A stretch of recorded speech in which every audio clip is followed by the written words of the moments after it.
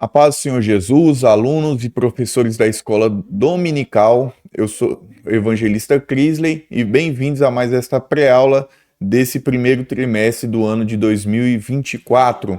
Não esqueça de compartilhar, curtir, comentar neste vídeo, participar deste canal repleto de vídeos, de conteúdos que possa edificar a sua vida e da sua família.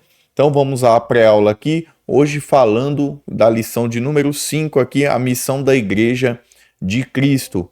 Não esqueça de buscar, todo o subsídio aqui que é passado, os slides aqui ficam à sua inteira disposição aqui na descrição do vídeo, para que você possa também, aí se você tiver os mecanismos adequados, você possa estar passando e acrescentando na sua aula na escola dominical.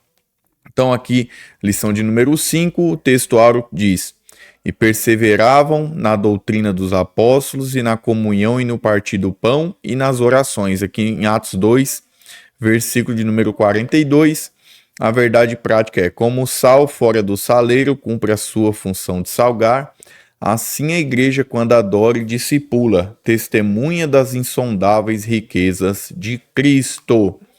A leitura bíblica em classe está em Marcos, capítulo 16, do versículo 14 até o 20, e Atos, capítulo 2, versículo 42 até o de número 47. A introdução ela diz assim, nesta lição vamos estudar a missão da Igreja de Cristo, veremos que a igreja é chamada para proclamar a poderosa mensagem da cruz. Assim ela cumpre a sua vocação de eleita quando participa da grande comissão deixada pelo seu fundador Jesus Cristo. Como consequência dessa realidade, veremos que a igreja é uma comunidade adoradora de comunhão e, finalmente, é uma comunidade que exerce um grande papel no presente século. Portanto, a Igreja de Cristo exerce uma grande missão neste mundo. Nós temos os 3 objetivos, sempre lembrando o professor e também o aluno, porque a nossa questão da escola dominical é o quê?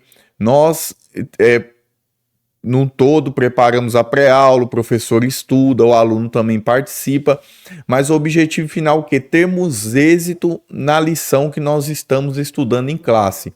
Então, aqui os objetivos eles são colocados, aqui toda a formatação, a didática da lição em si, ela é colocada para alcançar esses objetivos. Então, eles são 3, e o primeiro é assim, refletir sobre a principal missão da Igreja de Cristo na Terra, aprofundar o entendimento sobre a adoração a Deus e a edificação mútua como atos contínuos, pensar a comunhão fraternal e a atuação social como marca de uma igreja cristã genuína. Primeiro tema aqui está aqui, pregação e instrução. Primeiro texto fala sobre proclamando as boas novas. A igreja foi fundada por Cristo como uma instituição para abençoar o mundo. Essa missão é exercida por meio da pregação do evangelho. Aprove a Deus a salvar os crentes pela loucura da pregação. Após ressuscitado, o Senhor Jesus comissionou os discípulos a pregarem o evangelho. Referindo-se a essa missão, Marcos usa o verbo grego querisso, traduzido por pregar, proclamar. O sentido é de um arauto que proclama algo. Esse verbo ocorre 61 vezes no Novo Testamento. É o termo usado para mostrar João o Batista pregando no deserto da Judéia. E Jesus Cristo, quando começou a pregar. A igreja, a gente tem que sempre entender que quando nós falamos da igreja, somos todos nós, parte da comunidade dos salvos, nós temos o dever, nós fomos chamados para proclamar, como está dizendo aqui, a poderosa mensagem da cruz. A última instrução de Jesus à igreja foi a grande comissão. Então, ali, ele deixa ali uma recomendação, É como se disse, foi o que Jesus disse. Então, eu estou deixando aqui a igreja, um discipulado, um grupo de pessoas aqui formadas, E este grupo de pessoas e os que vão vir depois, eles têm o dever da propagação do evangelho, ou seja, a missão da igreja, o objetivo, né? O alcance da igreja é o quê? A pregação do evangelho. O evangelho não é como uma seita secreta, não é como um agrupamento escondido, nem oculto. Pelo contrário, o dever de todo crente, nós já falamos isso na lição, aí comentamos um pouco sobre o sacerdócio. Quem acompanhou também o Soprocast aí, acompanhou o pastor Egonato falando bastante sobre esta questão do sacerdócio de cada crente, né? Se os irmãos quiserem, pode deixar aí em algum dos cards aí desta pré-aula, né? Para que o irmão que acompanha essa pré-aula quer se aprofundar mais nesta questão de sacerdócio, entre aí no Soprocast e acompanhe o pastor presidente do ministério falando sobre este assunto. Pois cada crente com a sua missão de sacerdote tem o dever de pregar. Ou seja, o sacerdote é o quê? É um representante, né? No caso, em cada religião ali, o sacerdote é o representante daquela religião e o cristão é um sacerdote, cada cristão é um sacerdote com o dever de ensinar aonde ele estiver sobre Cristo. Então, a missão da igreja, o grande ministério da igreja é o ministério do ensino. Então, todo crente tem o dever de ensinar. Você, aluno de escola dominical, a gente tem que pensar assim: ninguém aprende para guardar nada para si próprio. Então, todos nós aprendemos, para assim que nós aprendemos, nós vamos o quê? Ensinar. E lembrando que ali, se nós formos a fundo ali na etimologia da palavra ensino, ensinar é o quê? Marcar. Então, quando você ensina a pessoa, de alguma forma você marca ela. Você vai lembrar muito bem que, quem sabe, na escola secular, na faculdade em si, em um curso que você possa ter tido, se aquele professor ele conseguiu marcar você, ou seja, o ensino dele penetrou em você, aquilo é marcar. Ele teve êxito na missão dele. Então, qual que é a missão da igreja? O ministério do ensino, ou seja, marcar as pessoas através da proclamação do evangelho, que é o quê? As boas novas. Aqui no segundo texto aqui fala o objeto da pregação. Outro termo usado com frequência no Novo Testamento para se referir à grande comissão da igreja é evangelizo. Esse termo ocorre 54 vezes no Novo Testamento e o seu sentido é o de trazer as boas novas, pregar as boas novas. Nesse aspecto, o objeto das boas novas não se refere a alguma coisa, mas a alguém, a uma pessoa. Nesse sentido, os cristãos primitivos não cessavam de ensinar e de anunciar Jesus Cristo. Pregar a Jesus Cristo não é pregar uma coisa ou uma mensagem subjetiva, mas proclamar ao mundo caído que ele está vivo e pronto para salvar. Pregar a mensagem da cruz é anunciar o evangelho do reino de Deus revelado a Cristo. Esse texto aqui, de Atos 5:42, nós podemos aqui acompanhar nesse momento, que vai nos trazer esclarecimento, que diz, todos os dias no templo e de casa em casa não cessava, essa palavra você grife no seu coração, não cessavam de ensinar e de anunciar a Jesus Cristo. Isso aí a gente tem que entender, é em tempo, pregar em tempo e fora de tempo. Pois se nós falamos na questão do ensino, do passar da palavra para as pessoas, então isso tem que ser constante, porque até mesmo nós não sabemos qual vai ser a palavra que muitas das vezes vai enraizar naquele coração. Então nosso dever é pregar insistentemente a palavra de Deus. Então, nós, como igreja de Cristo, temos que entender que o objeto da pregação, ou seja, a frequência, a questão da frequência da pregação. Uma igreja que não prega a palavra de Deus, ela está fadada ao fracasso. Nós vamos ver aqui que até mesmo vai falar o quê? Qual que é o objeto aqui da pregação? O evangelho, o anúncio das boas novas. Nós vamos observar, por exemplo, que quando aconteceu a reforma protestante, você vai ver que para tirar O objeto antes que ficava na doutrina, nos dogmas da Igreja Católica, o que coloca? Todos eles centralizados na pessoa de Deus. Então você vai ver só a Escritura, só a Deus a glória, e assim por diante. Todos os solas, né, da Reforma Protestante vão estar ligados na centralidade de Cristo. Então nós precisamos entender que somente a Deus a glória, somente a Escritura, né? E assim nós conseguimos uma fé voltada na centralidade da pessoa de Cristo, que isso é importante. Nós temos que entender que o evangelho ele tem que ser cristocêntrico, a pregação ela tem que ser cristocêntrica. Então, quando se falta, muitas das vezes, a sinceridade, ou podemos dizer assim, a dada importância ao evangelho, a igreja em si ela vai falar de Cristo. Quando os aspectos eles ficam de lado, ou seja, o evangelho ele fica subjetivo, as pessoas elas começam a falar mais de si próprias do que falar da mensagem da cruz. Então, nós temos que nos preocupar em todas as esferas. Muitas das vezes nós falamos isso aqui na pré-aula. Os irmãos acompanhem, muitas das vezes, as pessoas podem ocorrer de entrar na igreja com fome e sede da palavra de Deus e sair com fome e com sede. Por quê? Porque a palavra ela foi ou triunfalista, ou ela foi uma palavra, muitas das vezes, voltada com o homem no centro, ou seja, uma palavra egocêntrica, os cânticos idem. Então a pessoa ela vai sentir fome e vai continuar sentindo sede da palavra de Deus. Então o culto, se possível fosse, todas as igrejas colocassem lá na entrada, né?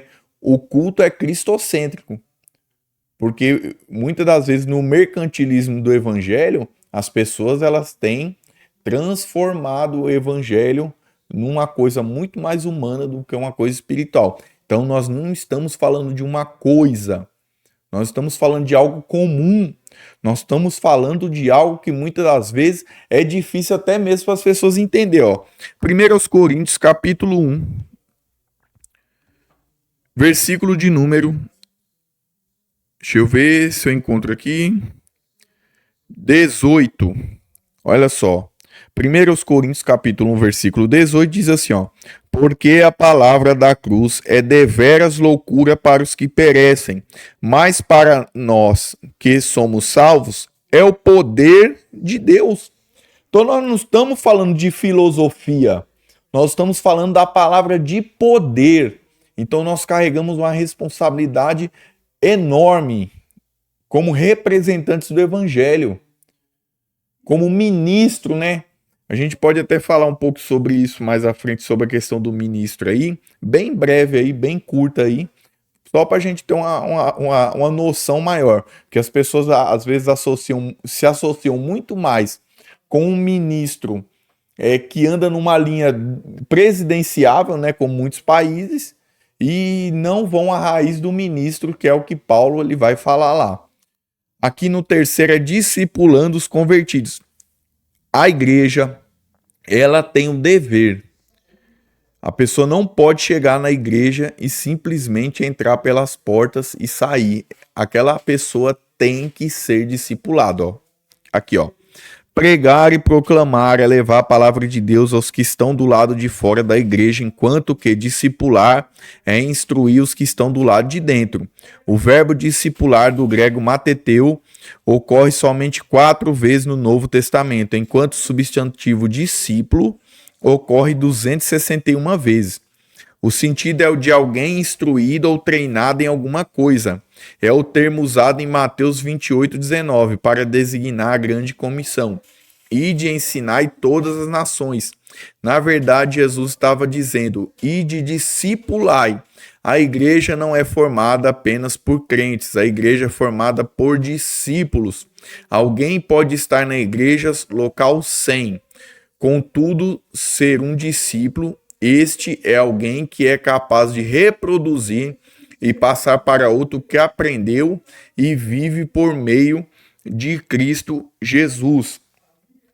A igreja, ou seja, eu quero chegar no céu, eu quero ser salvo. A gente tem que entender isso. Não é somente crer, não é somente chegar lá, eu creio. Crer somente não é o suficiente. O discípulo, ele vai ser discipulado, ele vai ser doutrinado, ele vai ser ensinado até um certo momento ele ter todas as características do seu mestre.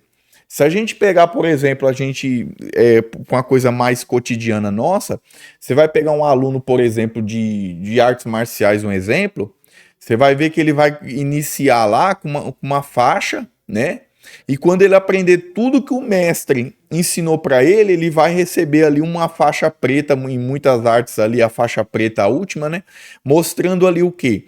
Que ele iniciou, ele foi discipulado, ou seja, ele foi ensinado, ele conseguiu pegar todo o ensinamento do mestre e agora ele consegue praticar o que o seu mestre ensinou. Isso é um discipulado. A igreja não é diferente. Nós não podemos entrar como crente neófito, ou seja, você não pode entrar ali como novo convertido, passar 10 anos e você ser o mesmo um novo convertido. Você vai ver que Paulo ele vai escrever a igreja aos Coríntios e ele vai questionar essa questão, o quê? Eu deveria falar com vocês como espirituais, mas eu estou falando com vocês como carnais que vocês são. Ou seja, era uma igreja que as pessoas ainda não tinham amadurecido na fé.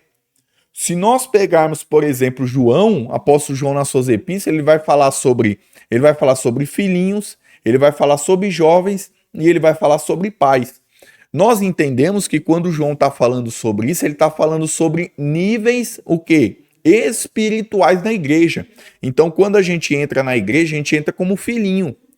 Mas em pouco tempo, através da alimentação que é a palavra de Deus, através do ensino, através da maturidade espiritual que vem conforme o tempo, essa pessoa se torna o quê? Se torna um jovem espiritual.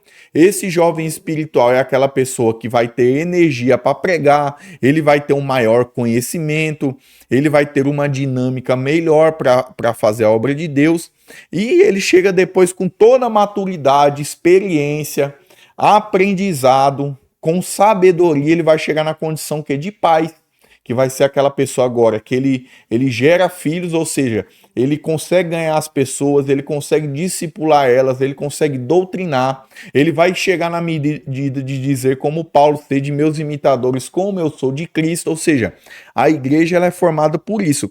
Uma igreja de sucesso é uma igreja que a pessoa se converte, que ela cresce e ela chega até a condição de um discipulador.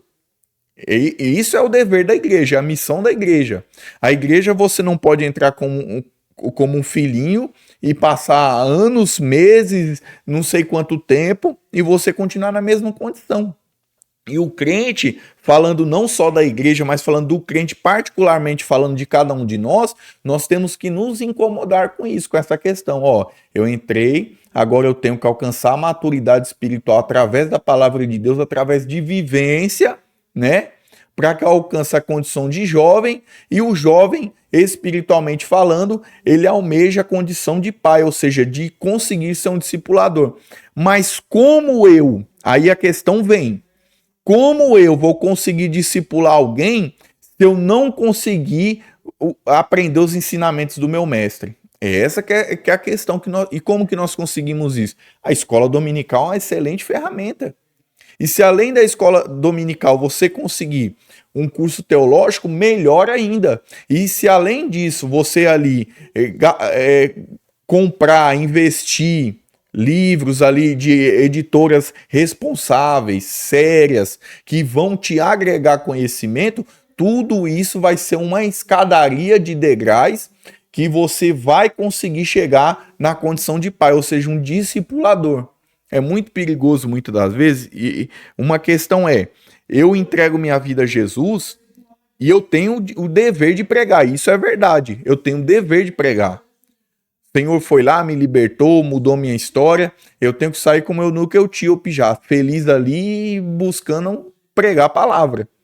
Só que eu tenho que entender aonde eu estou nessa hierarquia, ou seja, eu tenho que pregar a palavra, só que Eu tenho que entender o meu nível para discipular alguém. Se eu entendo que eu não tenho profundidade para discipular, o que, que eu tenho que fazer? Trazer essa pessoa até a igreja, trazer ela próximo do pastor, trazer ela através dos mestres. Nós vamos até falar também sobre essa questão. Falando de discipulado aqui, nós vamos observar que a igreja, ela tem aí o seu dever o quê? De doutrinar. A igreja foi deixado mestre, foi deixado pastor, foi deixado ensinadores. Para quê? Para aperfeiçoamento dos santos. Então a igreja simplesmente não é uma comunidade que a gente vai lá e cultua e dá as costas, não. A igreja ela tem todo um caminho para quê? Para nos condicionar a chegar no céu. E isso não pode ser de forma alguma desprezado. Aqui, ó. Vamos aqui a síntese desse tópico. A igreja fundada por Cristo tem o propósito de abençoar o mundo por meio da pregação do evangelho e do discipulado em palavras e ações. No segundo tema aqui, ó, uma comunidade adoradora. Aqui, ó, no contexto bíblico, adoração significa dar glória que é devida somente a Deus e tirar a atenção de nós mesmos para centrarmos unicamente no Senhor. A adoração tem a ver com o nosso serviço a Deus e não é algo que se faz apenas no momento do culto público ou privativamente. Tem a ver com a nossa maneira de ser e viver a vida para Deus. Esse é o sentido do termo grego latreia, traduzido como adorar. O apóstolo Paulo roga à igreja que apresente a Deus seu corpo como sacrifício vivo, santo e agradável a Deus, que é o vosso culto racional. A palavra culto nesse texto traz o termo grego latreia, o sentido é de um serviço prestado a Deus de forma consciente e integral. É viver totalmente para o Senhor. Então nós temos que entender aqui que a palavra aqui como apresentar o vosso corpo como culto racional, né? Ou seja, quando nós falamos de apresentar, nós falamos na questão particular de cada um que de ir por conta própria. A igreja, ela o cristão em si, ele não pode cair na rotina de ir à igreja. Ah, eu vou na igreja. Não, isso não é simplesmente ir à igreja, como se fosse uma obrigação, como se fosse bater um ponto na empresa. Não. Você vai ver aqui que Paulo vai falar o quê? Sacrifício vivo, ou seja, a pessoa conscientemente ela vai até o Senhor adorá-lo no culto, ou seja, ela vai ali apresentar o seu sacrifício no culto aqui. Então, é a forma que é consciente. Quando nós falamos de culto racional, a gente tem que pensar isso. Quando nós falamos de racional, nós falamos de raciocínio. Então, a gente tem que raciocinar o que nós estamos indo fazendo, ou seja, é o objetivo. Ah, eu estou indo prestar a minha adoração ao Senhor. Isso é louvável, perfeito. Agora, se eu for simplesmente por um costume, isso se torna algo perigoso para mim. Talvez não em curto prazo, mas num médio e longo prazo, isso pode ser terrível espiritualmente falando. Então, a igreja, ela é uma comunidade adoradora, ou seja, é uma comunidade que racionalmente ela entende que ela espontaneamente ela deve oferecer a sua vida em sacrifício a Deus. E isso é agradável ao Senhor. Quando o sacrifício ele é o quê? Voluntário. Quando nós falamos na Bíblia de voluntariedade, nós vamos ver que o Senhor ele tem enorme prazer a respeito disso. Então, não se adora a Deus por obrigação, é por voluntariedade. Você vai ver que nos sacrifícios, por exemplo, da lei mosaica, o ofertante ele tinha que voluntariamente pegar a sua oferta e levar até o sacerdote. É a mesma coisa. Hoje o ofertante, o cristão, ele tem que voluntariamente levar a sua adoração diante de Deus. Não é de forma alguma em obrigação, pelo contrário, é por amor. Você vai ver, por exemplo, que o Senhor vai falar: e por isso conhecerão vocês, nisto conhecerão vocês, se amardes uns aos outros assim como eu vos amei. Ou seja, Jesus ele deixa a receita, ele fala, ó, se no contexto aqui, vocês amarem uns aos outros, todo mundo vai conhecer que vocês andaram comigo. Então a igreja ela tem uma marca, e essa marca é o amor aí. Então a pessoa ela entrega sua vida como sacrifício agradável se nela tiver o amor de Cristo derramado dentro dela. Segundo tema aqui, uma comunidade edificadora. A igreja é uma comunidade proclamadora, adoradora e edificadora. A palavra grega oikidomé, traduzida como edificar, é usada no seu sentido literal de construir um edifício e metaforicamente no sentido de crescimento espiritual. No primeiro sentido, é usada por Jesus em referência à casa edificada sobre a rocha. No segundo sentido, em Efésios 4,12, nessa última referência, o apóstolo Paulo diz que Deus pôs na igreja os apóstolos, os profetas, os evangelistas, os pastores e mestres para a edificação do corpo de Cristo. Este, por exemplo, é o objetivo de dons espirituais, trazer edificação à igreja. Assim, quem fala em línguas em público sem interpretação edifica a si mesmo. Contudo, não edifica a igreja que não entendeu o que foi dito. Dessa forma, o apóstolo Paulo exorta os crentes a buscarem edificar uns aos outros. Aqui o texto de Efésios capítulo 4, versículo número 12, eu recomendo ao professor que leia junto com a classe este versículo que diz assim, ó: tendo em vista o aperfeiçoamento dos santos para a obra do ministério, para a edificação do corpo de Cristo. Porque nós vamos ver que aí ele deixou tudo isso, deixou apóstolos, deixou doutores, deixou mestres, deixou ensinadores. Tudo o Senhor preparou para o quê? Edificação, para aperfeiçoamento dos crentes em si, naquela igreja. Então, simplesmente uma pessoa, ela não pode entrar e continuar da mesma forma.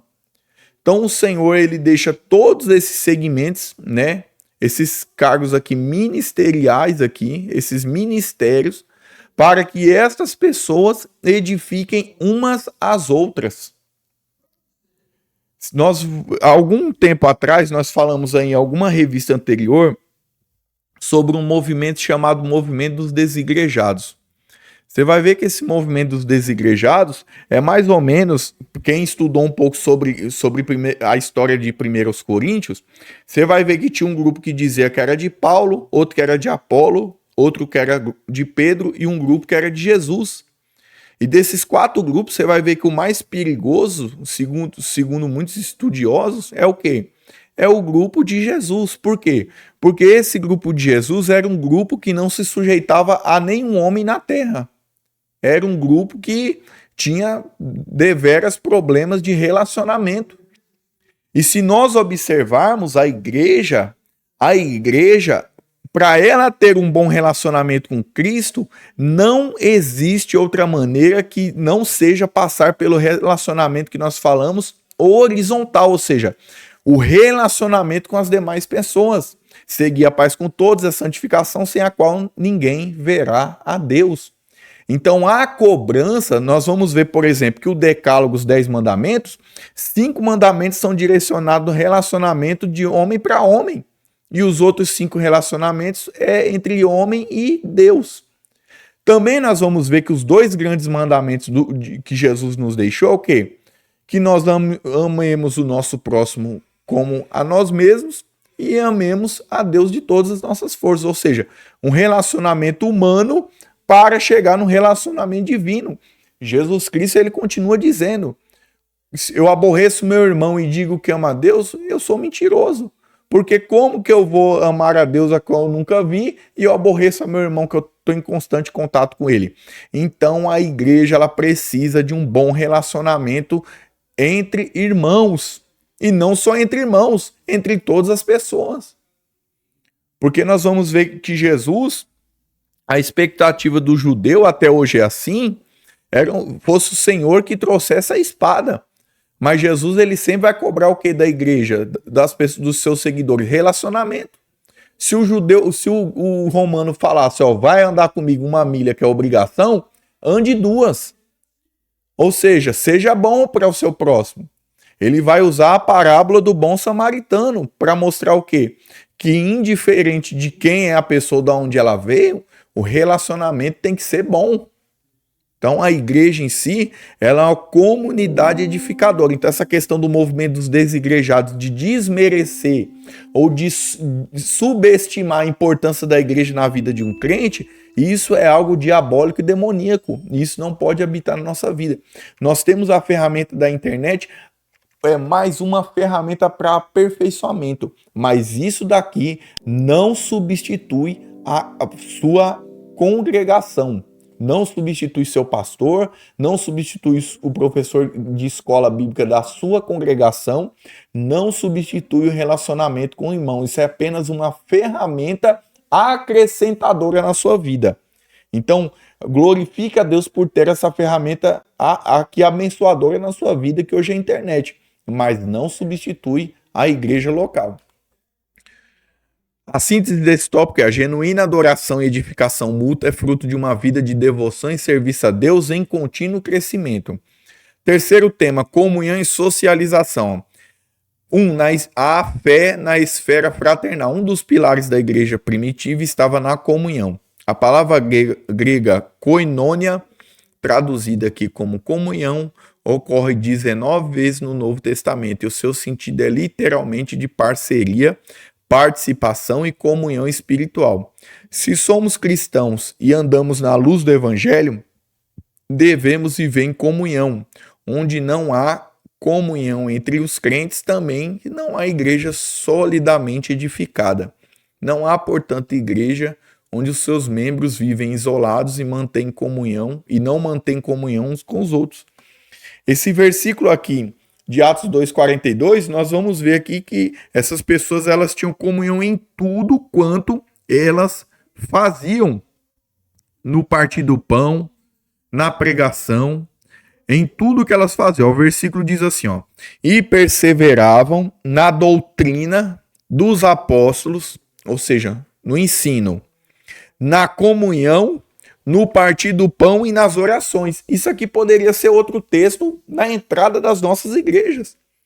Então, a igreja que tem que perseverar na doutrina.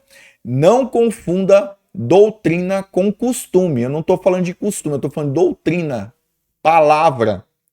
Estou falando da Bíblia aqui, do ensinamento bíblico. Então, perseverar na palavra de Deus. Uma igreja de sucesso é uma igreja que persevera na palavra de Deus. Observe a igreja de Bereia, que chamou a atenção do apóstolo Paulo. Enquanto Paulo ensinava, os bereanos, eles acompanhavam no texto se o que Paulo falava condizia. Isso é uma coisa super importante. Condizer o que pregamos com a palavra de Deus. Aí você vai ver aqui, na doutrina dos apóstolos, na comunhão, isso aqui é pilar. A igreja, ela tem que comungar. Ela tem que ter essa questão de parceria, participação. Nenhum crente, por isso que o Senhor vai deixar até mesmo um exemplo aqui, e Paulo vai falar muito bem sobre isso, a igreja como corpo de Cristo. Como corpo, todos nós estamos ligados no mesmo corpo, a cabeça é Cristo. Ou podemos falar como o Senhor: toda a vara que está ligada em mim, ou seja, todas as pessoas que estão ligadas em mim, só existe um tronco que é Cristo para a gente se ligar. Não existe outros. Toda vara que está ligada em mim e eu nele, esse dá muito fruto. Então, todo crente que comunga, que tem esse espírito de parceria, de participação, de comunhão espiritual, essa pessoa está ligada diretamente em Jesus Cristo. E isso é vital para a salvação. Isso é vital para a salvação. A comunhão dos santos é vital para a salvação. Nós falamos aqui do decálogo, meio a meio, homem e Deus. Nós falamos aqui dos 2 mandamentos de Jesus Cristo, meio a meio, homem e Deus. Não tem como eu pegar um atalho, passar direto da humanidade e chegar na pessoa de Cristo. Eu preciso alcançar o Senhor para me relacionar com Ele. Para eu alcançar, eu preciso passar pelas pessoas. Isso é importantíssimo aí. E nós não podemos esquecer disso. A esfera fraternal, ela é importantíssima. Unidade e fraternidade. A igreja do Novo Testamento se expressa por meio da unidade e fraternidade entre seus membros. Jesus orou pela união fraterna de seus discípulos. Um dos grandes males da igreja odierna, ou eu creio que é moderna, né? Mas tá errado aqui. Da igreja moderna está justamente na quebra da comunhão cristã, o que tem provocado grande fragmentação no corpo de Cristo.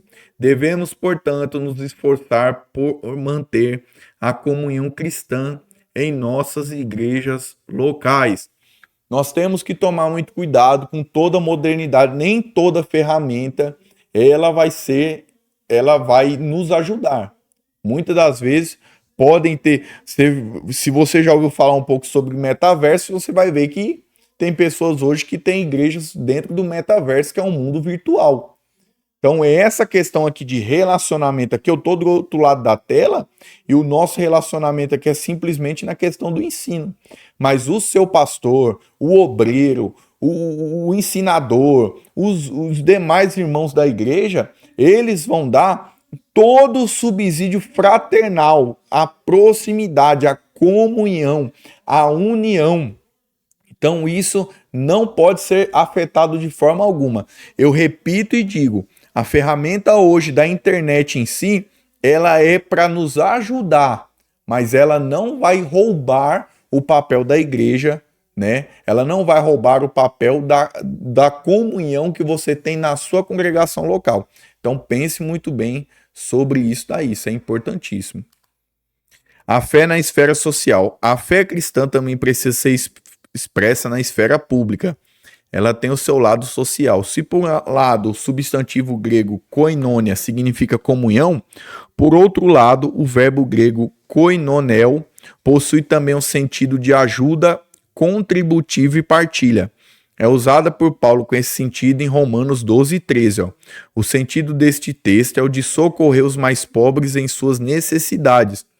O apóstolo Paulo elogiou os filipenses por serem conscientes da dimensão social do evangelho.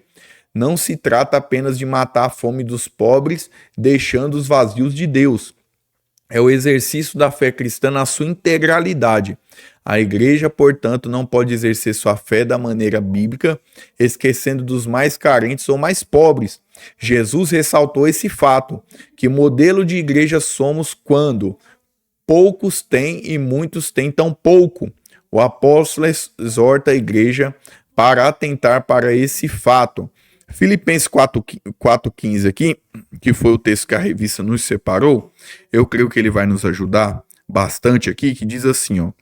Também vós sabeis, ó Filipenses, que no princípio do evangelho, quando parti da Macedônia, nenhuma igreja comunicou comigo no sentido de dar e de receber, senão vós somente. Então Paulo aqui ele vai elogiar essa igreja pela a questão do cuidado que ela teve para com ele aqui, de cuidar dele, ou seja, uma igreja aqui que é preocupado não só com a parte interna da igreja, é externa. Pastor Rigonato, ele fala algo aqui que nos marca muito aqui, constantemente, e é sempre aquela questão de, se tirasse a igreja local do bairro onde ela está, fechasse ela, essa igreja, ela traria o impacto da falta naquela comunidade, dependente das pessoas serem cristãs ou não. Isso é algo que tem que ficar nas nossas cabeças. Então, a igreja local, ela é que, além da pregação do evangelho, o que ela afeta na vida daquele bairro onde ela está inserida. Também a igreja não pode falhar muitas das vezes de fazer a questão do lado social e esquecer a palavra de Deus. Simplesmente você dá o alimento, você dá o remédio, você dá o benefício físico para a pessoa e você não alimenta ela espiritual. Isso também é fracasso na certa. Então a igreja ela tem que conseguir aliar todas essas esferas. Ela tem que ser social, mas nunca perder o seu papel espiritual. Isso é muito importante. É aí onde que algumas igrejas acabam errando aí. Isso também de forma alguma não é para promover o homem. Uma igreja ela não pode fazer isso. Lembrando sempre que nós cremos, a nossa doutrina, nós acreditamos que para cada um de nós há um galardão. Mas esse galardão ele vai ficar com o Pai que nos vê em oculto. Então muitas das vezes eu não posso fazer algo social e querer mostrar para auto me promover. Isso de forma alguma. Então não vou lá, abençoo alguém, vou lá, tiro uma foto, ponho na rede social. Às vezes eu ajudei aquela pessoa fisicamente, as pessoas que viram glorificaram, só que aquilo eu já recebi o meu prêmio ali, meu galardão já recebi, porque eu já fui glorificado pelos homens. Então lembre que o Pai que está em oculto vê tudo que nós fazemos, tudo que nós estamos planejando ou intentando fazer, seja para a glória de Deus. Então, que Deus possa aí nos usar nessa questão. Aqui vamos para a nossa sinopse do tópico aqui, do terceiro tópico, que diz: o amor manifesto em ações é evidenciado na comunhão entre os irmãos, contribuição social da igreja como expressão de fé na esfera pública. Aqui vamos também à nossa conclusão, que diz assim, ó: vemos que a Igreja de Cristo tem uma grande missão aqui na Terra. Ela foi chamada para ser sal e luz.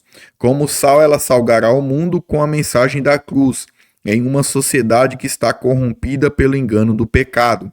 Como luz, ela resplandecerá nas densas trevas que cobrem o mundo sem Deus.